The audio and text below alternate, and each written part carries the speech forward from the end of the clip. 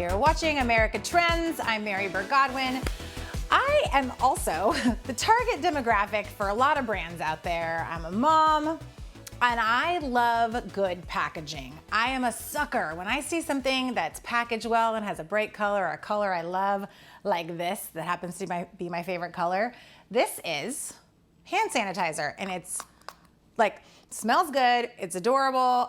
I am a sucker for this kind of stuff. I love it. So brands that do this kind of thing well, I love, and so that's why I'm so excited to introduce you to our first guest of the show, Alastair Dorward. He is zooming in to be on the show today. He's the Chief Brand Officer of Amyris and President of Olika, this brand that makes these amazing hand sanitizers right here. Look at this branding, you guys. I am so excited to talk to Alastair about this. They are an award-winning clean wellness brand dedicated to improving the health and communities through desirable hygiene. I can't wait to break that word down, desirable hygiene, which I guess this is desirable because I want it. There you are, Alastair. Welcome to the show. I'm so excited to meet you. Mary, thanks so much for having me on. And I could obviously tell your favorite color is this mint citrus teal, so I have it right here. I love it. That is absolutely my favorite color. And my kids, I got a couple of these before the show, and I've given them out to my kids. They love it. They're like, what is this? It's so cute. And then they sprayed it. Oh, it smells so good. We all have them here at the studio.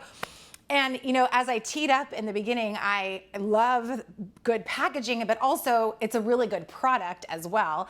And I know that you started before this company. I think you were with the company Method. Is that correct? That's a long time ago, yeah. And I had the good privilege of being the founding CEO of Method, taking it from an idea, working with Eric and Adam, the two founders, and building it to, you know, a pretty good sized brand, over 100 million in revenue across different countries. So I love building brands. I love working with founders and creating something unique where historically you've had something a little bit commoditized. Well, so speaking of Method, I would say that piqued my interest as well because I'm a sucker. I love Method products. And one of the reasons is because I love the way they look in the stores and the pink color of the grapefruit. I mean, it looks good, it feels good, it smells good, and it kind of stimulates all my senses. And if I got to clean, which I don't want to do, that is a key thing. So I definitely wanted to talk to you and rewind a little bit because is that part of your the whole like mental process that you go through is what's going to get people who are the people that are going to be buying these products, what's going to get them to kind of pick this out off the shelf because there are so many products out there and it's not a fun thing to be cleaning your kitchen counter, right? So is that part of the whole mental process? So I think one of the great benefits is if you're an outsider to a category and you haven't been working in it for your whole career, you kind of ask some pretty dumb but naive questions. And it's kind of this naive innocence that you can take to a category that can kind of cut through some of the clutter. And I think there was a couple of questions that Eric, Adam, and I asked when we were looking at the household cleaning category way back when.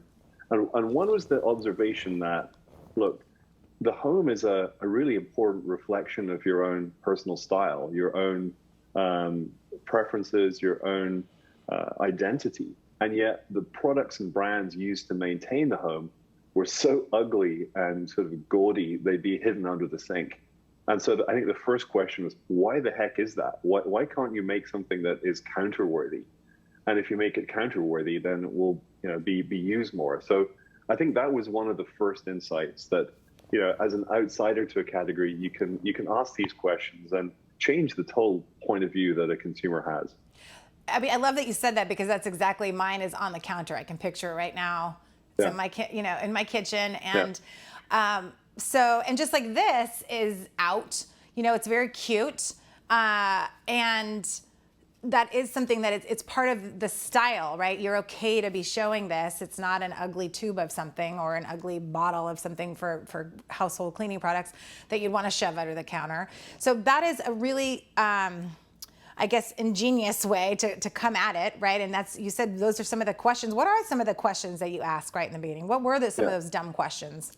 So I think so one of these questions, why is it so ugly? I think the other point of view with Method back in the day is, so you're trying to make your home healthy and clean, right? And cleaning products are meant to be sort of about hygiene. And yet pretty much every product back then was designated by the EPA as a pesticide. Wow. And so that was another what? Why is toxic chemicals the way to go here in the world of hygiene? So I think that was the second question that kind of built this brand method, built on the pillars of style and substance, elegant design, fragrance, and substance based on, the art of green cleaning. And, that was the whole thing that took me into the world of Alika. I was invited about 3 years ago by the founders of Alika to come in to help. They had an early stage business, but I saw the exact potential that they and Jessica, who was the founding CEO, had created. An opportunity to take a really commoditized category, and the hand sanitizer category could not have been more functional and more medicinal in its approach, and make it something more desirable, make it something that is easily fits into your lifestyle, is something that will hang on the kid's backpack or be on the counter at your desk or at the entrance to your house. Or on the set of your TV show. It's here on the Precisely. set, right? Yeah, okay. And it doesn't look like you've left an ugly bottle out. Right. And it's, there's a cuteness to it. There's an element of, personal style. But I think with that comes a more fundamental point of view that it's going to get used more, right? And if it's used more, then you have a better health result. So it's cuteness and it's a desirability results in compliance and results in better health outcomes. And that's what we're all about here at Alika. Well, it's funny, of course, I touched on first the looks and the way that I liked it, the cute factor, but it also with Method and Alika has the environmentally friendly, the non-toxic chemicals and those things, which is also, if not more important to how cute it is. Yeah, so let's talk about that as well, because I want to ask you this. Alika, was it a thing before the big push towards hand sanitizer this past year of COVID? I mean, people were using hand sanitizer before, certainly, but last year was a big push.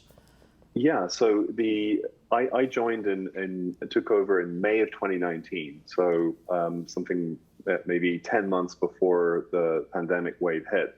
But prior to that, we recognized an opportunity to, maybe less than 20% of households used hand sanitizer prior to COVID. And it was really only used by people who were maybe germaphobes or worked in healthcare or were parents and maybe the kids had stomach flu. So it was a kind of an occasional usage product category.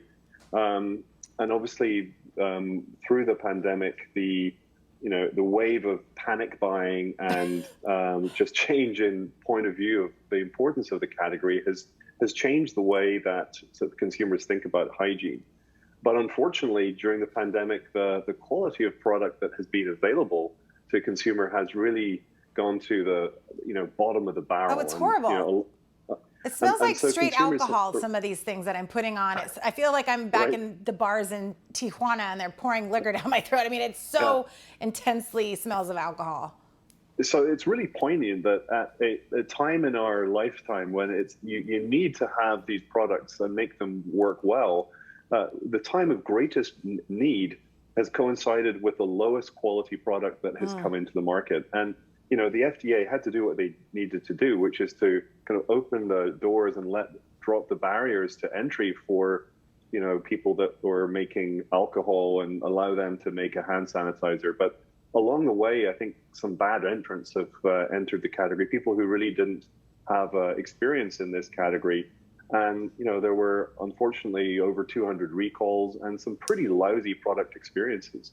And that's the tequila in your hand. And, you go into a place and you see this pump and, it's a real roll of the dice. If I hit the pump, what am I going to get? Is it going to ruin my hands? Is it going to stay with me as a disgusting fragrance for the next 2 hours? It's pretty bad. It's a pretty bad experience. Yeah, well, and one thing on the clip I saw was the word hydrating too, because this is not this heavy, making my hands feel really dry and cracked after the usage, because certain people are using it quite frequently these days, right? Yeah. And that's one of the issues with sanitizer. We're a believer that, you know what, good old-fashioned hot water and soap is best, right? That's the best way to maintain hygiene. But there are many moments in our lives where there's just no hot water or soap available. And in that case, you should use a sanitizer, but you should pick one that is safe, that has ingredients that are very transparent and effective, but also have a hydration element, because I'm sure a lot of people who've used a lot, people who are right in the front lines, work in nursing, or, you know, they have dry, cracked hands, and that's a great danger. If you have I'm going to have you put a pin on that. Great danger. We got to take a break, so hold that thought. We're going to take a break and be right back with Alastair Dorward of Olika hand sanitizer, wellness brand, and everyone at home, stick around. We'll be right back right after this.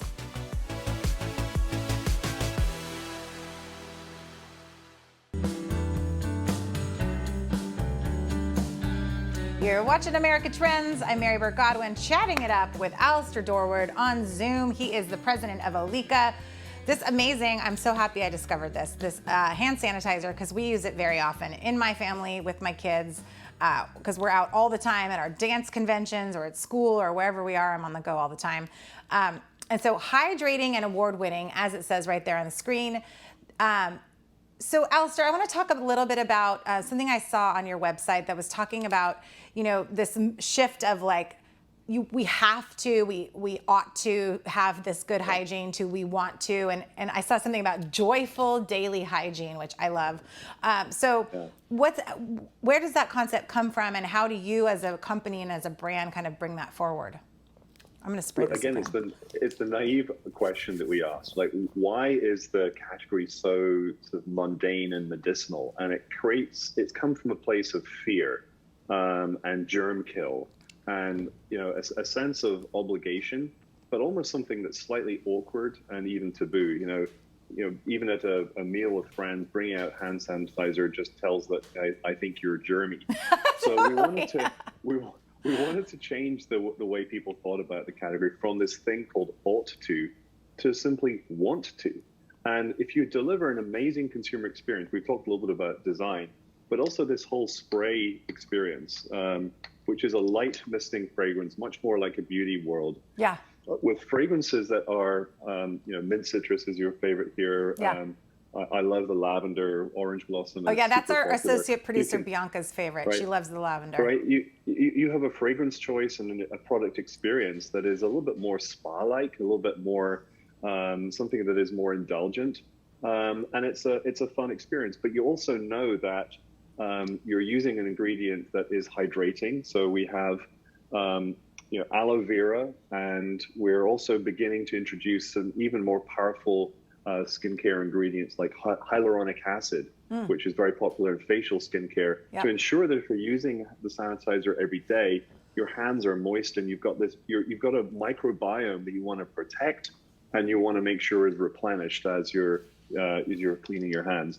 And of course, the final part, which is critical, is the refillability. We do not like single-use plastic, so these are all refillable. You take a pouch and you refill. I did not know this part of this. So, this is new to me. Right. So single-use plastic is the thing that we should be avoiding, right? Yes. There's so many reasons why, but there's also good value, right? You can refill these pouches, one of these containers, like 4.5 times. So it makes it not only sort of friendly for the planet, but it's also friendly for the pocketbook, as this elegant video demonstrates. Yes. Okay, a couple things here. So when I was thinking of, you know, the issue of germy and maybe kind of awkward, you know, sometimes now, especially with the pandemic, it's kind of this gesture of niceness, of kindness to friends, especially with my moms. It's like, oh, you guys want some hand sanitizer? And someone brings it out before a meal, because we know all of our kids need to kind of lube up before we eat. And so, you know, you bust this out, so you're not only cute and trendy, but you're helping people. And it's just kind of this shared experience now that we're all going through, right? So why not make it something joyful? It's almost something like an etiquette, right? If you're, the weddings are back, right? So I was speaking to a friend who just had her daughter's wedding over the weekend, and you know, you probably don't want to have these nasty gel sanitizers on the tables in the reception afterwards. So we're finding ways that so many different ways. People need to maintain hand sanitizing, but they have to do it in a way that is elegant, that is fun. So whether you're organizing a wedding, whether your kids are going back to school, we've had casinos call us because guess what? Slot machines are constantly in use with hand, and they want the players to have the sanitizer on them. We're also getting calls from kindergartens and the daycare where you wanted something that is fun for the kids to use. We've got these unique back to school ones with little kid designs, which are super popular right now in limited editions. So a brand that can appeal to the casinos and daycare centers is a brand that has found an unusual way into common popular culture. That's funny. You're hitting my mom, hitting the grandmas, the kids too. So is there a world where you would have the bigger pumps where you could bring them to casinos and have them on the sides, or you just have these kind of smaller? Look, we've learned that consumers really like a personal product on the go. So the clip-on product that can be attached to a backpack, it's kind of a personal thing. And I think there is a place for these dispensers in schools and hospitals where it's wall-mounted. And you know that you're getting a brand that is medicinally effective, but I think this is becoming something that's like a personal accessory, right? It's something that's very much, like a lip balm, and you have your own personal fragrance, and you can share certainly. But I think we're seeing a real shift towards personalization, a shift towards having something with you at all times. And just it becomes almost a little nod to I'm doing things right, and I'm aware of my role in society and in our community for my own personal hygiene and the hygiene around it. Yeah, I love that. And I was going to say also that looking around your site and your social media channels, which I like to do since I'm marketing background, that I love the look of the site as well. Everything's very clean. It's very modern looking. It's very fresh. It's very trendy in the best sort of possible meaning of that word. And so I don't know if that's something that you think of too, but it's like everything has this very modern, fresh look to it, even down to your website. And that's very appealing to moms. I think it's easy to manage. It's easy to maneuver the website. It's very quick. You've got, I believe you have tips on there as well. And I love that part of it. So tell me about that part of your thought process with the brand page and the social media channels. Look, when you're crafting a brand, everything has to be seamless, and every touch point has to be reflective of kind of the values, whether it's design centricity, whether it's transparency of ingredient, whether it's enjoying the product experience, or some of the science of efficacy that is going to deliver germ kill and hydration. So we want to make sure we can communicate kind of all of the pillars of our brand that are important through every touch point, whether it is through the first time you visit the site to the checkout experience. The whole consumer journey has to be seamless and to reflect the values we're trying to uphold. So the tone of voice, when product arrives at your home, it all has to be carefully stitched together. Well, bravo to you, because I think that you absolutely do that 100%. I'm a big fan. I'm a big believer, a big Alika fan now. And so we have to go, but really quickly, where can we find you? AlikaLife.com? AlikaLife.com, you can find our biggest presence. Amazon has a good selection. We're also in places like Anthropologie, Urban Outfitters, even retailers like Safeway and Albertsons carry us. Awesome. We're in distribution building everywhere. Great. Well, thank you so much for your time today and sharing this with us. It was a pleasure chatting with you, and good luck to you. I want to have you back on the show and talk more about Alika and where you're headed next. And everyone at home, stick around. We've got more America Trends right after this.